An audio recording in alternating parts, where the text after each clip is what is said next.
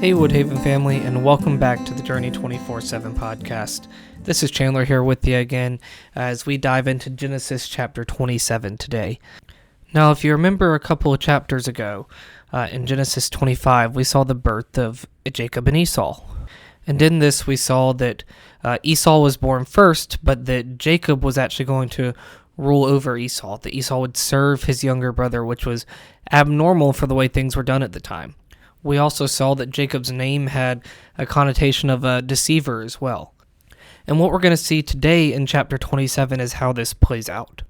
So we open up in this chapter, and if you remember too, what we saw back was that Esau was Isaac's favorite, for lack of a better term, and Jacob was Rebekah's favorite child. And so we see that also play out here, because we open up in chapter 27, and Isaac is getting close to death. At this point, he has gone blind, likely from old age, and he's realizing that he doesn't have a lot of time left on this earth. So he calls Esau and tells him, hey, go hunt me some game and make me a great meal, and I am going to bless you. Now remember, Jacob had already coerced or extorted Esau for his birthright, but now Isaac is still going to give Esau his blessing. So he goes and he tells him to do that, and so Esau leaves. Well, Rebekah overheard this, and so she goes to Jacob and she says, hey, go and grab 2 goats, bring them to me, and I will make your father a meal, and we can trick him into giving you his blessing.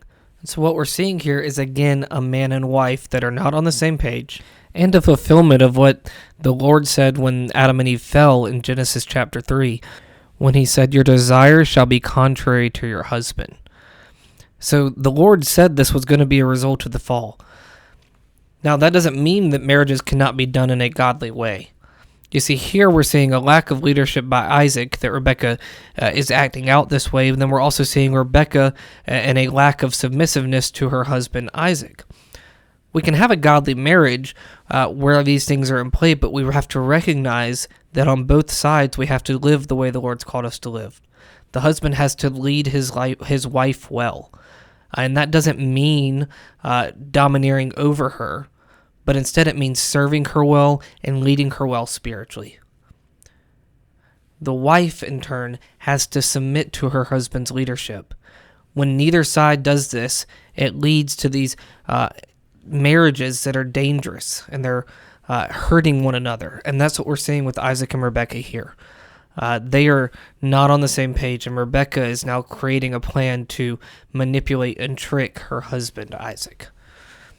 So Jacob goes and he gets the goats and he brings them back. She makes this meal. They think through all the different scenarios of ways that maybe Isaac could figure out that this wasn't actually Esau, it instead was Jacob. And so they put the fur on him so he'd be hairy. He goes and puts Esau's clothes on so that he would smell like Esau.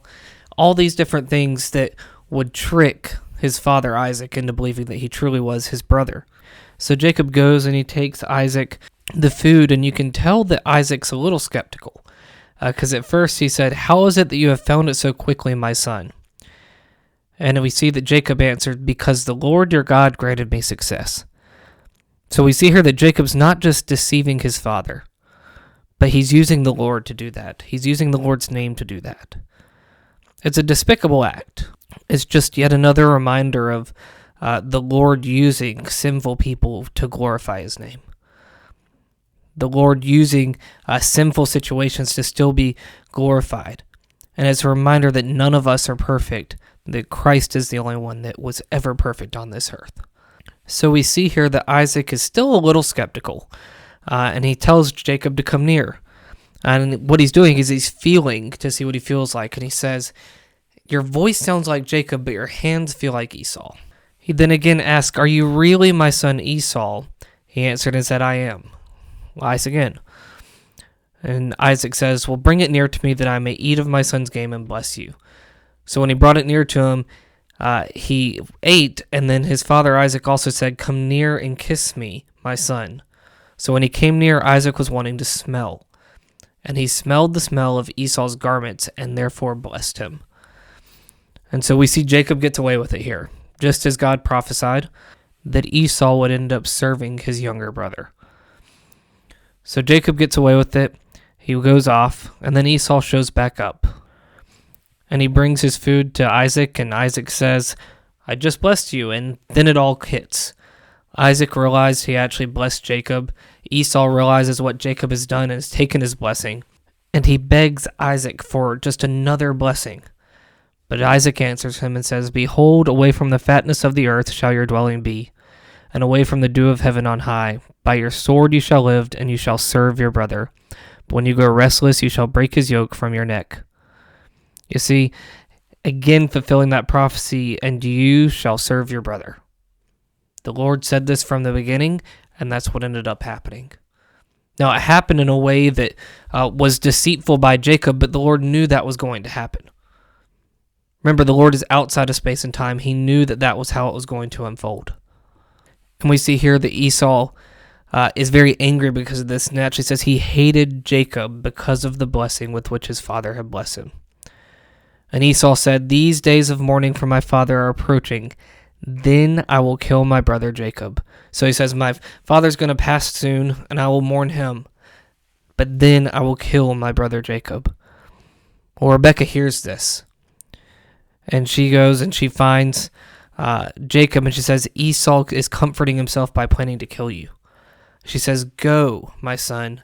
Go to my brother Laban in Haran, and live with him for a while your brother's anger subsides. So then when Rebekah actually goes to Isaac too and says that she loathes her life because of the Hittite women. If Jacob marries one of the Hittite women like these, one of the women of the land, what good will my life be? And we'll see this kind of goes into tomorrow's reading, but we're going to see that actually then Isaac calls Jacob in and sends him to Laban to find a wife there.